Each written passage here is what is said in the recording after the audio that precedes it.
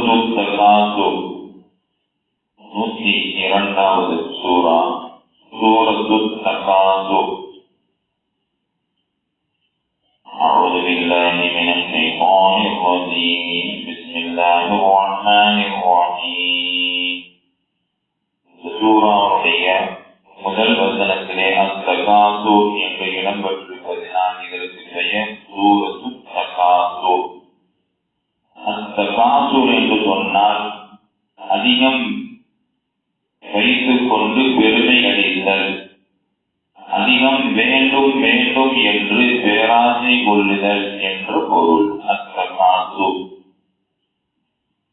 இந்த சூறாவுடைய மைய கருத்து, மனிதன் அதிகம் உலகத்தின் மீது பேராசை கொண்டு மறுமையினுடைய சிந்தனை இல்லாமல் முழுக்க முழுக்க உலகத்தினுடைய அந்த ஜீனத்தையும் உலகத்தினுடைய சம்பாத்தியத்தையும் அதிகமாக கவனம் செலுத்தி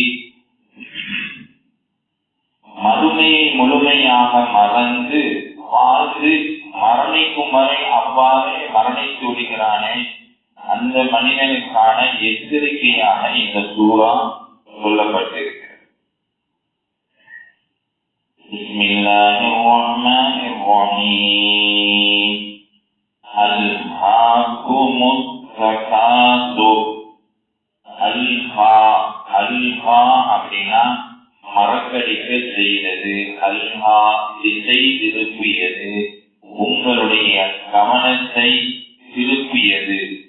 அல்ஹா அப்படின்னா உங்களை ஈடுபடுத்தியது, உங்களை கவனம் குறைவாக ஆக்கியது என்று பொருள். கும் அப்படின்னா உங்களை, அல்ஹாக்கும் உங்களை கவனக்குறைவாக ஆக்கியது, உங்களை திசை திருப்பியது. அத்தகாசுர் அதிகத்தை கொண்டு பெருமை அளித்தல். அத்தகாசுர் அப்படின்னா இன்னும் அதிகமாக வேண்டும் வேண்டும் என்று மனிதன் பேராசை கொள்ளுதல். அந்த செயல் உங்களை ஈடுபடுத்தியது, திசை திருப்பியது. எதுவரை உங்களை அவ்வாறு ஆக்கியது?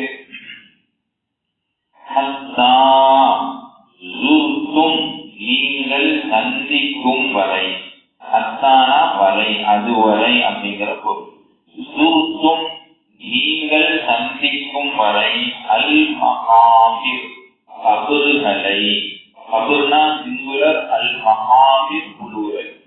அல் மகாபிர் கபறுகளை நீங்கள் சந்திக்கும் வரை அதிகம் வேண்டும் வேண்டும் என்று அந்த நினைக்கக்கூடிய பெருமை அடித்தல் இருக்கிறதா, அது உங்களை கவனக்குறைவாக ஆக்கியது, திசை திருப்பி விட்டது.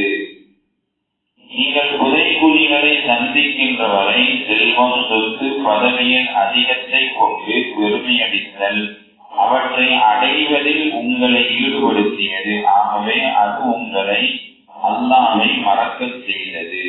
அல்லாஹ்ங்கிறது திசை திருப்பியது, ஈடுபடுத்தியது, மறக்க செய்தது, கவனக்குறைவாக ஆக்கியது என்ற பொருள். அல்ஹாகுமுத் தகாசுர் ஹத்தா ஸுர்துமுல் மகாபிர்.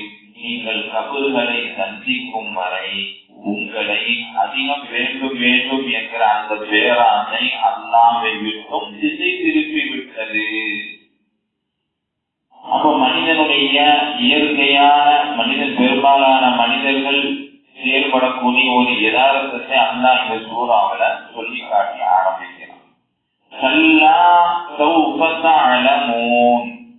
கல்லா அவ்வாறல்ல, நீங்கள் நினைப்பதை போன்று இந்த உலகத்திலே செல்வத்தை வைத்துக் கொள்ள நீங்கள் நிரந்தரமாக இருப்பதோ அல்லது அல்லாஹ்வுடைய தண்டனையிலிருந்து உங்களை பாதுகாத்துக் கொள்வதோ ஒருபோது முடியாது. கல்லா அவ்வாறல்ல, சௌஃப தஅலமூன் மிக விரைவில் அறிந்து கொள்வீர்கள். சௌஃப அப்படின்னா விரைவில் என்ற பொருள். மிக விரைவில் நீங்கள் என்ன செய்வீங்க? அறிந்து கொள்வீர்கள்.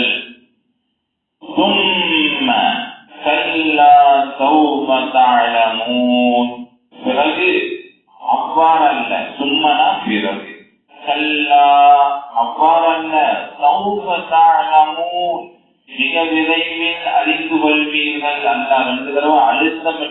சொல்றான். வேண்டும் வேண்டும் உலகம் உலகம் உலகத்தினுடைய மோகத்தை பார்த்து நீங்கள் ஏமாந்து போய் கபருக்குள் வரை போகும் வரை அதையே நினைத்து நீங்கள் நிரந்தரமாக இருப்பதை போன்று எண்ணி வாழ்ந்து கொண்டிருக்கிறீர்களே. விஷயம் அவ்வாறல்ல மனிதா, மிக விரைவில் நீ அறிந்து கொள்வாய். பிறகு மீண்டும் மிக விரைவில் நீ அறிந்து கொள்வாய். அல்லா அவ்வாறல்ல. லவ் தஅலமூன இல்மல் யகீன், லவ் தஅலமூன நீங்கள் அறிந்தால், இல்மல் யகீன் அப்படின்னா மிக உறுதியாக அறிவது.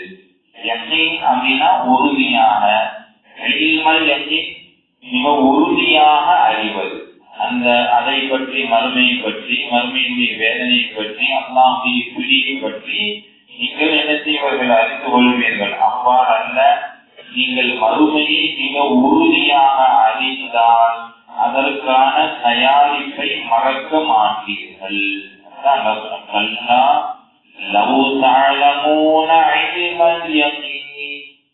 மறுமைக்கான அந்த உறுதியான விஷயத்தை நீங்கள் அறிந்து கொண்டால், லவ் அப்படின்னா அறிந்து கொண்டால், லவ் தாழமோ நீங்கள் அறிந்து கொண்டால் அவ்வாறு நீங்கள் இருக்க மாட்டீர்கள், உலக மோகத்தில் இருக்க மாட்டீர்கள்.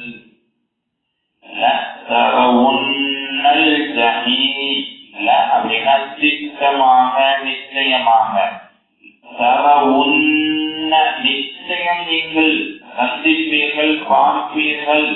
அல் ஜஹீம நரகத்தை, ஜஹீம் என்கிற நரகத்தை நீங்கள் கண்டிப்பாக திட்டமாக பார்ப்பீர்கள். சும்ம பிறகு திட்டமாக அதை நிச்சயமாக நீங்கள் பார்ப்பீர்கள். ஐனல் யகீன் கண்கூடாக. எந்த நரகம் இல்லை, மறுமை இல்லை என்று கவனம் குறைவாக வாழ்ந்து கொண்டிருக்கிறீர்களோ, எதை பற்றி பயமில்லாமல் வாழ்ந்து கொண்டீர்களோ அதை கண்கூடாக நீங்கள் பார்ப்பீர்கள். பிறகு திட்டமாக நீங்கள் கேள்வி கணக்கு கேட்கப்படுவீர்கள். அப்படின்னா நீங்கள் கேட்கப்படுவீர்கள், விசாரிக்கப்படுவீர்கள். யௌம இதின் அன்றைய தினம், கியாமத்துடைய நாளிலே, அனின் நஈம் உங்களுடைய அருட்கொடைகளை பற்றி. அன் அப்படின்னா அதை பற்றி, நஈம் அப்படின்னா அருட்கொடைகள். அனின் நஈம் அருட்கொடைகளை பற்றி அன்றைய தினத்திலே நிச்சயமாக நீங்கள் கேட்கப்படுவீர்கள், விசாரிக்கப்படுவீர்கள். அப்ப இந்த சூறாவுடைய ஆரம்பம் அத்தகாசு. மனிதன் செல்வம் செல்வம் செல்வம் சொல்லி அடைகிறான். செல்வத்தை சம்பாதிப்பது தவறல்ல. எவ்வளவு வேண்டுமேனாலும் சம்பாதித்துக் கொள்வதற்கு மார்க்கம் அனுமதி கொடுத்துள்ளது. ஆனால் அதில் ஒரு வரைமுறை உண்டு, வரையறை உண்டு. ஹலாலான முறையில் சம்பாதிக்க வேண்டும். எவ்வளவு வேண்டுமேனாலும் சம்பாதித்துக் கொள்ளலாம், ஹலாலான முறையில் இருக்க வேண்டும். அவ்வாறு சம்பாதித்து செய்யும் பொழுது மறுமையினுடைய சிந்தனை இல்லாமல், அல்லாஹ்வுடைய சிந்தனை இல்லாமல், முழுக்க முழுக்க செல்வத்திலேயே தன்னுடைய கவனத்தை செலுத்தி கபரை மௌத்து வரை அவன் அப்படியே வாழ்ந்து விட்டு செல்வது கூடாது என்பதை தான் இந்த சூறா நமக்கு உணர்த்துகிறது. இதுல சொன்னாங்க, ஆதமுடைய மகன் அவனுக்கு என்ன இருக்கிறது? நீ எதையெல்லாம் சாப்பிட்டாயோ, உண்டு கழித்தாயோ, எதை நீ உடுத்தி கிழித்தாயோ,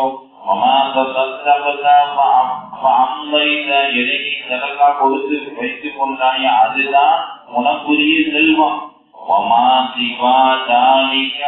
அவை அல்லாத மற்ற அனைத்துமே தாங்கி உன்னை விட்டு சென்று விடக்கூடியது.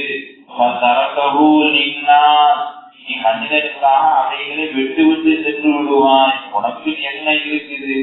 செல்வம் செல்வம் செல்வம் சொல்லி மறுமையுடைய சிந்தனை இல்லாமல், அல்லாஹ்வுடைய சிந்தனை இல்லாமல் நீ உலகம் உலகம் என்று சொல்லி சென்று கொண்டிருக்கிறாயே அப்படின்னு அந்த பேராசையை நன்றாக சொல்லி காமிக்கிறாங்க. லவ்கான இபுன ஆதம், ஆதமுடைய மகனுக்கு தங்கத்தாலான ஒரு ஓடை கொடுக்கப்பட்டாலும் மூன்றாவது ஓடையும் அவன் விரும்புவான். 2 ஓடை தங்கத்தாலான ஓடை, அந்த ஓடையை அவன் கொடுத்தாலும் மூன்றாவது ஒண்ணு கிடைச்சா நல்லா இருக்குமே அப்படின்னு சொல்லி அவன் நினைப்பான். மண்ணை தவிர அவனுடைய ஆசையை நிறைப்பது வேற எதுவும் முடியாது. ஆனா கபர் போற வரை இப்படிதான் அவன் நினைப்பான் அப்படின்னு மனிதனுடைய யதார்த்த நிலையை நடிக்கிறாரு அவங்க சொன்னாங்க. எனவே செல்வத்தை தாராளமாக சம்பாதிக்கலாம், ஹலாலான முறையிலே சம்பாதிக்க வேண்டும். சம்பாதிக்கும் போது இறை நினைவை ஒருபோதும் நம்முடைய கவனம் குறைவாக இருந்து விடக்கூடாது, கவனக்குறைவாக இருந்து விடக்கூடாது. உலகத்துடைய சீனத்தை பார்த்து அதனுடைய அருட்படைகளை பார்த்து அல்லாமே மறந்த வண்ணமாக வாழ்ந்துவிடக் கூடாது என்பதையே இந்த சூரா நமக்கு உணர்த்துகின்ற இல்லாமல் இறைவன் சூறாவுடைய படிப்பினைகளை பெற்று அவன் நன்றியுள்ள அடியாராக வாழக்கூடிய நல்ல பாக்கியத்தை நம்ம எல்லோருக்கும் சொல்வானா.